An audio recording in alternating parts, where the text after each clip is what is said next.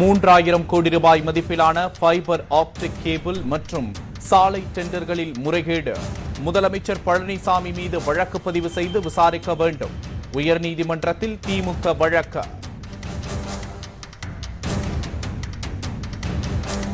டெண்டர்களுக்காக செலவிடும் நேரத்தை கொரோனா பிடியிலிருந்து மக்களை காப்பாற்றுவதற்கு செலவிடுங்கள். அதிமுக அரசுக்கு திமுக தலைவர் மு.க. ஸ்டாலின் வலியுறுத்தல்.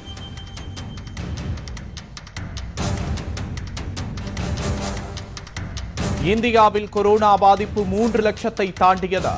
கடந்த 10 நாட்களில் 1 லட்சம் பேருக்கு நோய் தொற்று. பலி எண்ணிக்கை 8884 உயர்வு.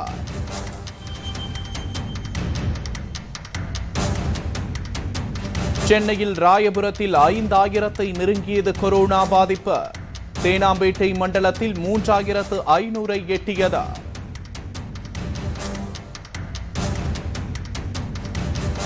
பெட்ரோல் டீசல் விலை தொடர்ந்து 7வது நாளாக உயர்வு. ஒரே வாரத்தில் 3 ரூபாய் 50 காசுகள் அதிகரிப்பு. வாகன ஓட்டிகள் அதிர்ச்சி.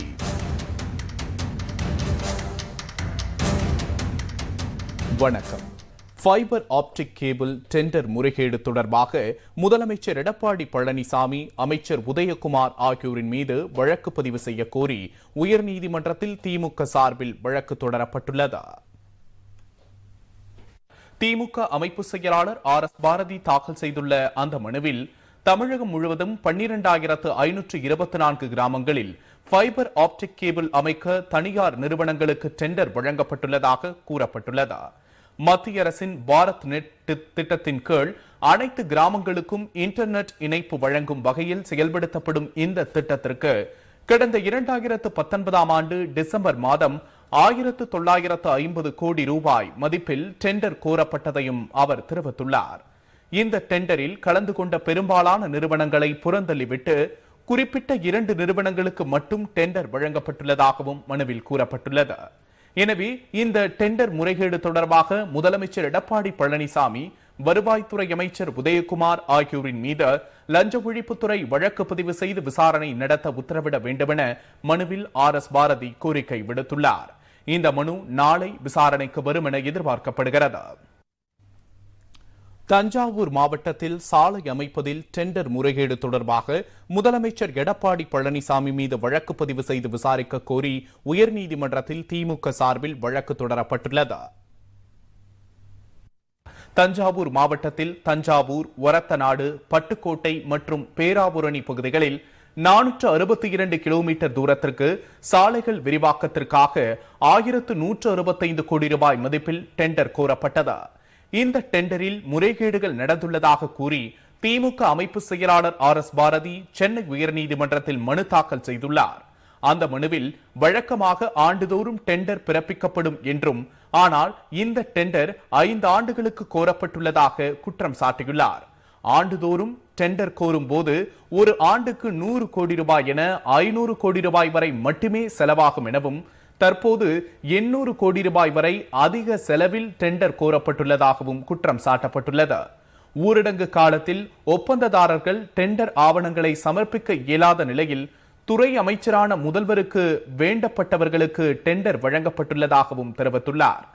இந்த பேரிடர் காலத்தில் உட்கட்டமைப்பு வசதிகளை ஏற்படுத்தும் முதலீடுகளை மேற்கொள்ள வேண்டாம் என மத்திய அரசு தெரிவித்துள்ள நிலையில் சாலை அமைக்க டெண்டர் கோரி முறைகேடுகளில் ஈடுபட்டது குறித்து முதலமைச்சர் எடப்பாடி பழனிசாமி மீது லஞ்ச ஒழிப்புத்துறைக்கு புகார் அளித்தும் எந்த நடவடிக்கையும் எடுக்கவில்லை எனவும் தெரிவித்துள்ளார்.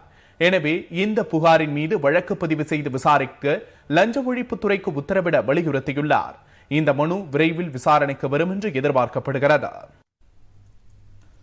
டெண்டர்களை இறுதி செய்வதிலும் தமக்கு அவசியம் என கருதும் கோப்புகளை நகர்த்துவதிலும் மத்திய பாஜக அரசை மகிழ்விப்பதிலும் செலவிடும் நேரத்தின் ஒரு சிறு பகுதியையாவது கொரோனாவின் கோரப்பிடியிலிருந்து மக்களை காப்பாற்றுவதற்கு செலவிட அதிமுக அரசு முன்வர வேண்டும் என்று திமுக தலைவர் மு.க. ஸ்டாலின் கேட்டுக் கொண்டுள்ளார். திமுக தலைவரும் சட்டமன்ற எதிர்க்கட்சித் தலைவருமான மு.க. ஸ்டாலின் வெளியிட்டுள்ள அறிக்கையில், தமிழ்நாட்டில் 5ஆம் கட்ட ஊரடங்கு காலம் முடிவடைய இன்னும் 2 வாரங்கள் இருக்கும் நிலையில் கொரோனா நோய் தொற்று பரவல் கட்டுக்குள் வந்திருக்கிறதா என்றால் நிச்சயமாக இல்லை என்றே சொல்ல வேண்டியிருக்கிறது என்று தெரிவித்துள்ளார்.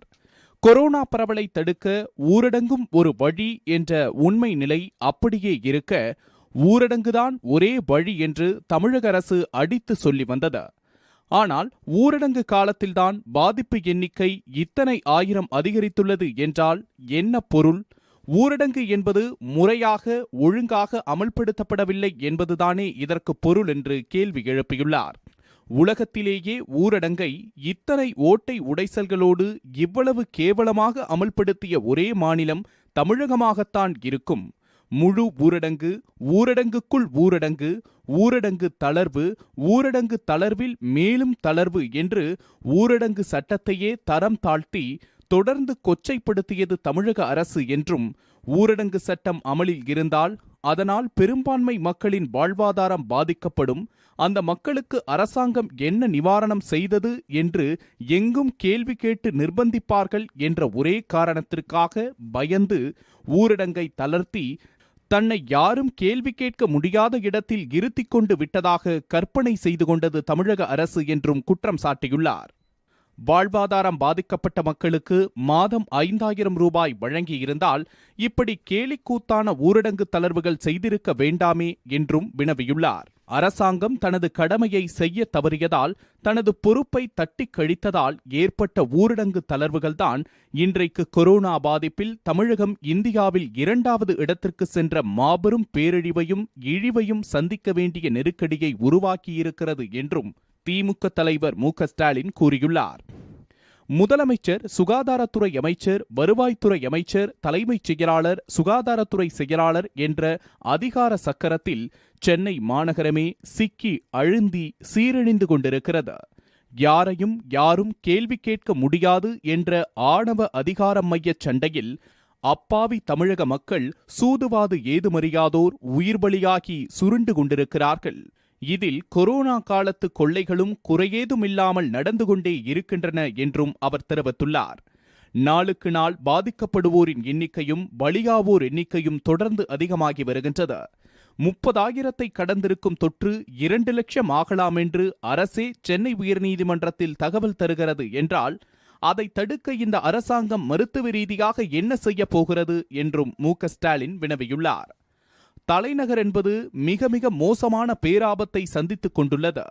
இது எங்கே கொண்டு போய் விடுமோ என்ற கவலை ஏற்பட்டு வளர்ந்து கொண்டிருக்கிறது.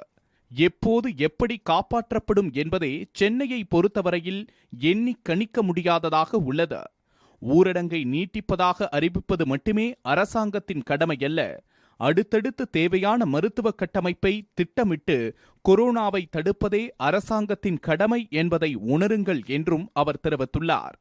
டெண்டர்களை இறுதி செய்வதிலும், தமக்கு அவசியம் என கருதும் கோப்புகளை நகர்த்துவதிலும், மத்திய பாஜக அரசை மகிழ்விப்பதிலும் செலவிடும் நேரத்தின் ஒரு சிறு பகுதியையாவது கொரோனாவின் கோரப்பிடியிலிருந்து தமிழக மக்களை காப்பாற்றுவதற்கு செலவிட கருணையுடன் முன்வாருங்கள் என்று திமுக தலைவர் மு.க. ஸ்டாலின் கேட்டுக் கொண்டுள்ளார். இந்தியாவில் ஒரே நாளில் கொரோனா வைரஸால் 11,400க்கும் மேற்பட்டோர் பாதிக்கப்பட்டுள்ளனர். மொத்த பாதிப்பு 3 லட்சத்தை தாண்டியுள்ளது. இந்தியாவில் கொரோனா வைரஸின் தாக்கம் நாளுக்கு நாள் புதிய உச்சத்தை எட்டி வருகின்றது. இந்நிலையில் இதுவரை இல்லாத அளவுக்கு கடந்த 24 மணி நேரத்தில் மட்டும் 11,458 பேர் வைரஸ் தொற்றுக்கு ஆளாகியிருப்பதாக மத்திய சுகாதாரத்துறை தெரிவித்துள்ளது. இதனால் மொத்த பாதிப்பு எண்ணிக்கை 3,08,993 உயர்ந்துள்ளது. இந்தியாவில் கடந்த மே 19ஆம் தேதி 1 லட்சத்தை எட்டிய கொரோனா பாதிப்பு அடுத்த 15 நாட்களில், அதாவது ஜூன் 3ஆம் தேதி 2 லட்சத்தை எட்டியது. அதற்கடுத்த 10 நாட்களில் மேலும் 1 லட்சம் அதிகரித்து இன்று 3 லட்சத்தை கடந்துள்ளது. கடந்த 24 மணி நேரத்தில் மேலும் 386 பேர் உயிரிழந்ததால் பலி எண்ணிக்கை 8,884 அதிகரித்துள்ளது. ஒரே நாளில் 7,135 பேர் குணமடைந்துள்ளனர். இதனால் இதுவரை குணமடைந்தவர்களின் எண்ணிக்கை 1,54,329 உள்ளது. மகாராஷ்டிரா மாநிலத்தில் பாதிப்பு 1 லட்சத்தை தாண்டியுள்ளது. அம்மாநிலத்தில் 1,01,141 பேர் பாதிக்கப்பட்டுள்ள நிலையில் இதுவரை 3,717 பேர் உயிரிழந்துள்ளனர். உலகளவில் பாதிப்பு பட்டியலில் இந்தியா தொடர்ந்து 4வது இடத்தில் நீடிக்கிறது. சென்னையில் கொரோனா பரவலின் மையமாக ராயபுரம் மண்டலம் மாறியிருக்கிறது. ராயபுரத்தில் மட்டும் கொரோனா பாதிப்பு 5000-ஐ நெருங்கியுள்ளது.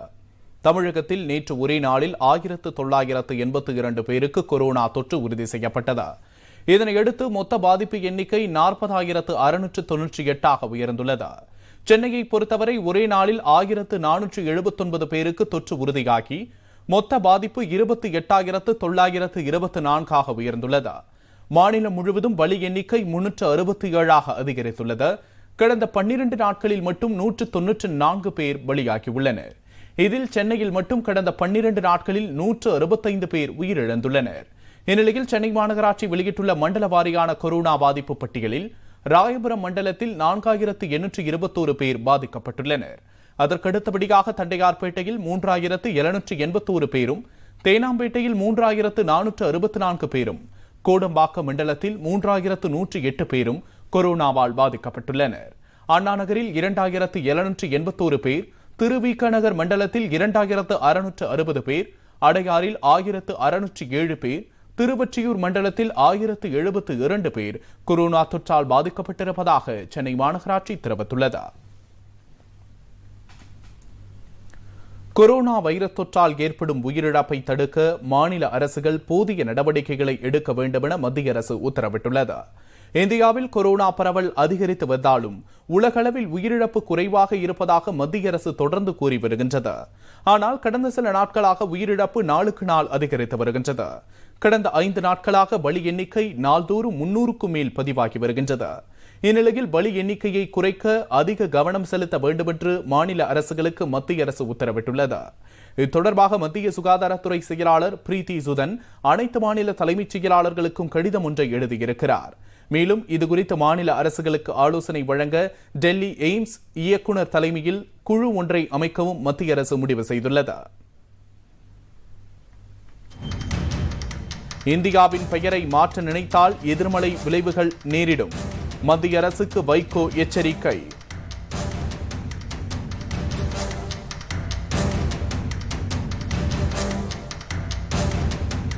சாலையில் தேங்கியுள்ள சாக்கடை நீரை அகற்றாத நகராட்சி நிர்வாகத்திற்கு கண்டனம். நாற்று நட்டு பொதுமக்கள் நூதன போராட்டம். செய்திகள் தொடர்கின்றன.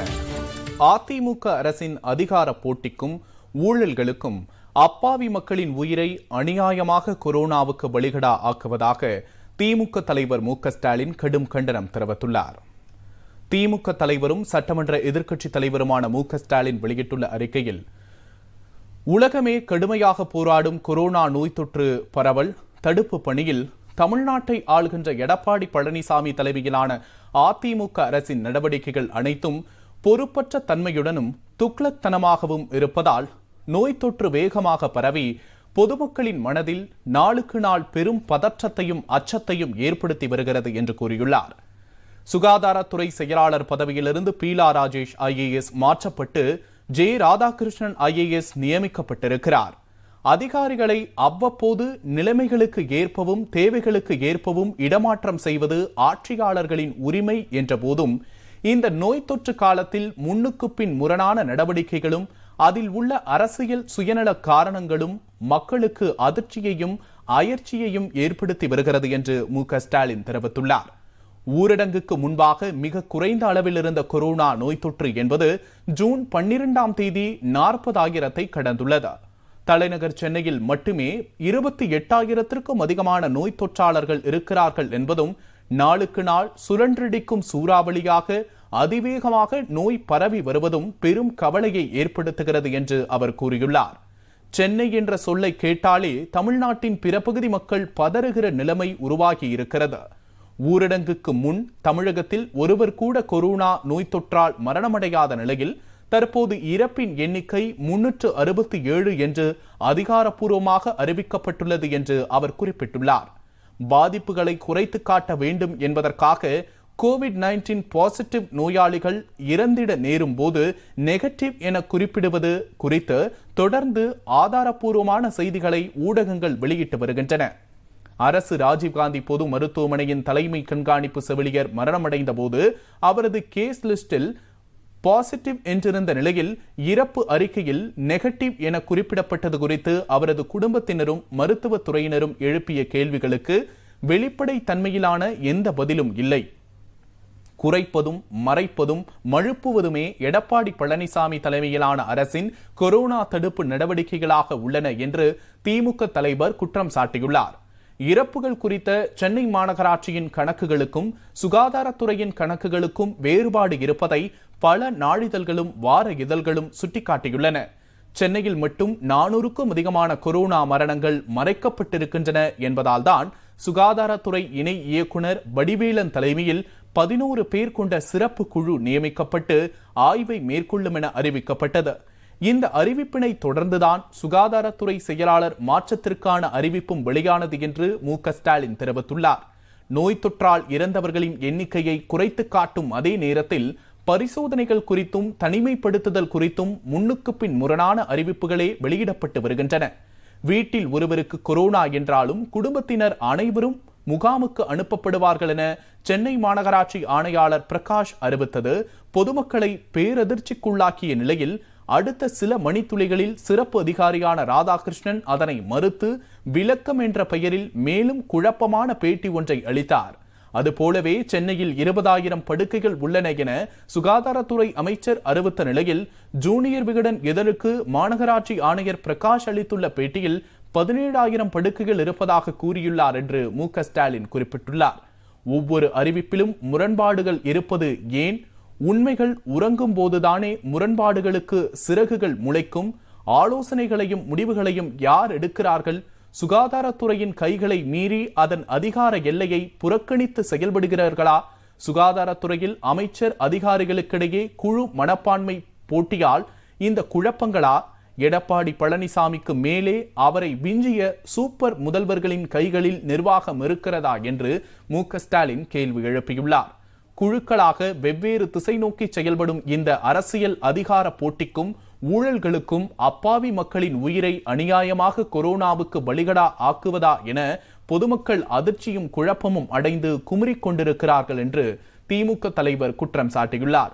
3 நாட்களில் தமிழ்நாட்டில் கொரோனா ஒழிந்துவிடும் என முதலமைச்சர் எடப்பாடி பழனிசாமி தன்னை ஒரு தலைசிறந்த டாக்டராக பாவித்து அறிவித்து 1 மாதத்திற்கு மேலான நிலையில் பரவல் தொடர்ந்து அதிகரித்துக் கொண்டே இருக்கிறது.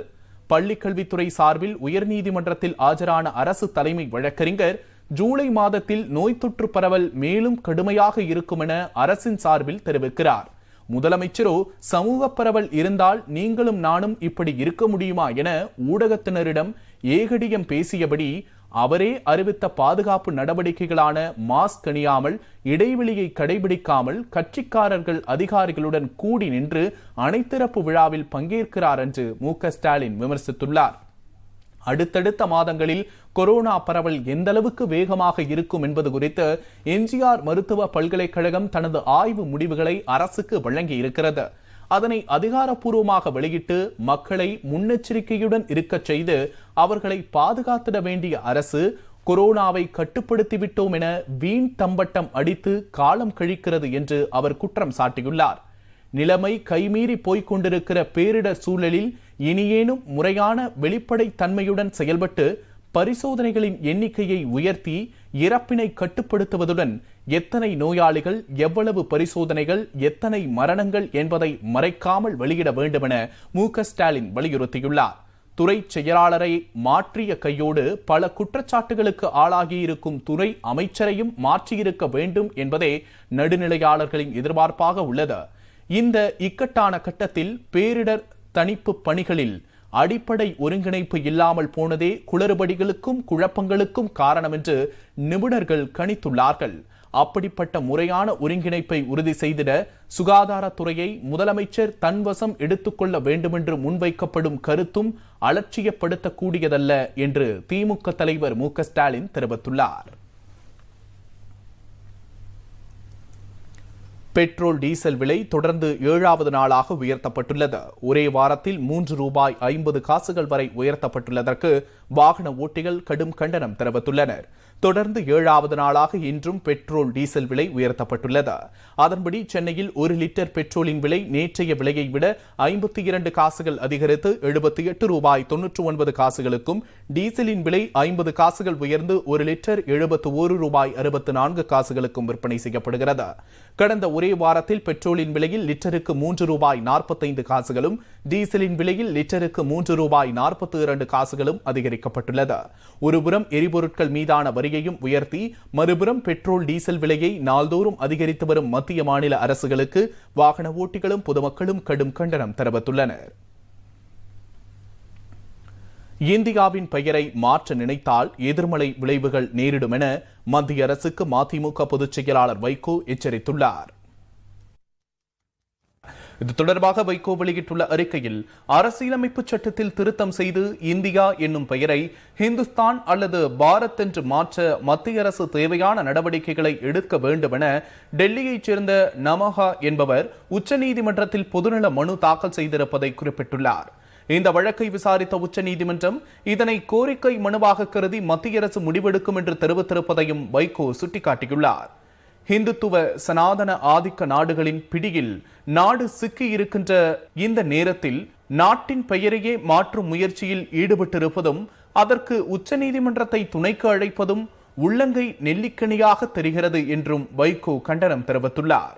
பேரறிஞர் அண்ணா கடந்த 1962ஆம் ஆண்டில் மாநிலங்களவையில் சுட்டிக்காட்டியது போல, இந்தியா ஒரு நாடு அல்ல, இணைக்கப்பட்ட துணை கண்டம் என்பதை பாஜக ஆட்சியாளர்கள் நினைவில் கொள்ள வேண்டும்.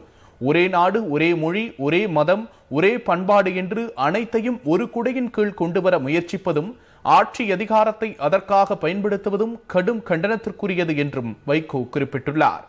இந்துத்துவ சனாதன சக்திகள் தங்கள் விருப்பம் போல நாட்டின் பெயரை மாற்ற நினைத்தால் அது எதிர்மறையான விளைவுகளையே உருவாக்கும் என வைகோ எச்சரித்துள்ளார்.